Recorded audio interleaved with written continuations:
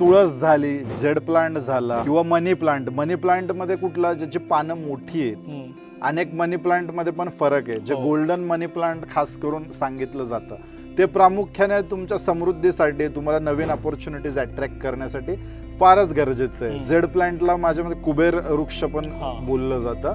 ही जी छोटे छोटे प्लांट्स आहेत हे देखील आपण आपल्या घरातल्या उत्तर आणि पूर्व दिशांमध्ये म्हणजे जे फ्लॅट सिस्टम मध्ये राहतात ऍड करून ह्याचे फायदे घेऊ शकतात. तसेच साऊथ ईस्ट दिशेला जर तुम्ही मरून कलर किंवा पिंक कलर किंवा रेड कलरच्या कुंडीमध्ये, गमल्यामध्ये जर का गुलाबाची फुलं लावलीत तर ते देखील एक प्रगतीचं द्योतक आहे किंवा प्रगतीचं प्रतीक मानलं जातं. कारण गुलाब ही जी शुक्राची ऊर्जा आहे त्याच्याशी रिलेट करतं.